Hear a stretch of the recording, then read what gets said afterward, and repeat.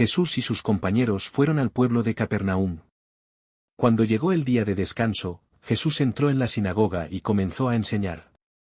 La gente quedó asombrada de su enseñanza, porque lo hacía con verdadera autoridad, algo completamente diferente de lo que hacían los maestros de la ley religiosa. De pronto, un hombre en la sinagoga, que estaba poseído por un espíritu maligno, gritó: ¿Por qué te entrometes con nosotros, Jesús de Nazaret? ¿Has venido a destruirnos? Yo sé quién eres, el Santo de Dios. Pero Jesús lo reprendió: cállate. Le ordenó: sal de este hombre.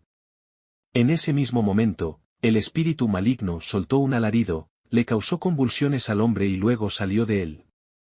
El asombro se apoderó de la gente, y todos comenzaron a hablar de lo que había ocurrido. ¿Qué clase de enseñanza nueva es esta?, se preguntaban con emoción. ¿Tiene tanta autoridad? ¿Hasta los espíritus malignos obedecen sus órdenes? Las noticias acerca de Jesús corrieron velozmente por toda la región de Galilea. En la sinagoga era una costumbre que se leía las Escrituras y la persona el líder luego de la lectura de las Escrituras elegía a alguien de la congregación para que pasara y enseñara acerca de ese pasaje. Ahora que sucedió en esa oportunidad ese hombre en la providencia divina, ¿a quién eligió? A Jesús. Y Jesús pasó y empezó a enseñar. No se dice que enseñaba fue o qué lectura hubo y de qué enseñó.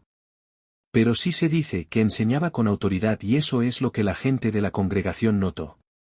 La gente que estaba en la congregación notaron que ese hombre no enseñaba las Escrituras como los demás. Se admiraban de su autoridad. La reacción de asombro no fue por la enseñanza sino por la autoridad. Las escribas eran quienes enseñaban las Escrituras permanentemente y las personas sabían oír. Oían y estaban acostumbrados a la enseñanza, pero cuando un hombre lleno de la unción, porque el Espíritu Santo vino sobre Jesús y lo ungió, y Jesús lleno de la unción y de la autoridad comenzó a hablar. Dice las Escrituras que habló con convicción palabras de Dios mismo que estaba compartiendo, y en ese momento en esa congregación se notó la diferencia. Jesús marcó la diferencia. La autoridad marcó la diferencia. Necesitamos esa autoridad en nuestros corazones, en nuestra vida espiritual. Porque la autoridad de Dios rompe los yugos. No solamente hablar la Biblia, no solamente compartir pasaje. Es compartirla llenos de poder y de la autoridad que estaba sobre Jesús. Y cuando uno tiene la autoridad y poder que estaba sobre Jesús, la gente lo va a notar.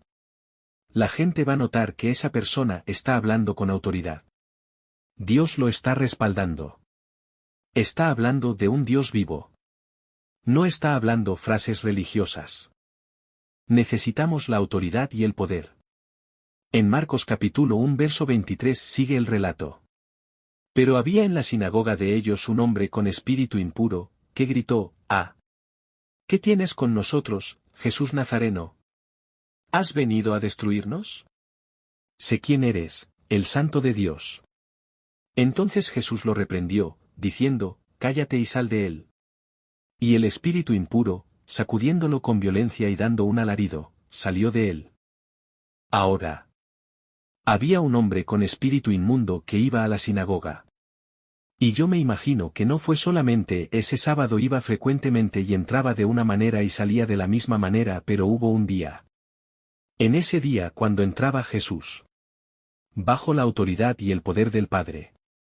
Ese día, aunque anteriormente nada lo molestaba, los espíritus inmundos que estaban oprimiendo a ese hombre, pero cuando vino Jesús, encontró al Hijo de Dios lleno del Espíritu Santo enseñando las Escrituras, y se dio cuenta que ese hombre no era solamente un religioso que hablaba palabras huecas, estaba lleno de la autoridad y de poder, y Jesús reprendió a los demonios. Hoy necesitamos esa autorización, ese poder que nos revista para hacer la obra de Dios. En Marcos capítulo 1 verso 27. Y me gusta esa frase. ¿Qué es esto? Es lo mismo que pasó en el día del Pentecostés. La gente comenzó a preguntarse: ¿qué está pasando allí? ¿Qué es esto? Esto es lo que prometió el profeta Joel, el derramamiento del Espíritu Santo. Y al gente de la sinagoga, al ver a Jesús lleno de la autoridad liberar a los demonios, Yo me imagino que había algún tipo de asistencia a personas oprimidas por medio de los religiosos de las sinagogas, pero nada sucedía cuando intentaban ayudar a una persona atadas por el demonio hasta que vino el Hijo de Dios lleno del poder y la unción del Espíritu Santo. ¿Cuántos necesitamos esa autoridad, ese poder y ese fuego? Toda persona oprimida va a decir: ¿qué es esto? ¿Qué está pasando aquí? Las personas de la región va a decir: algo está sucediendo. ¿Qué es esto? ¿Qué está pasando? Porque las personas atadas son libres, los enfermos son transformados y sanados y las personas por perdidas vuelven al Señor. ¿Cuántos quieren el poder del Alto en sus vidas?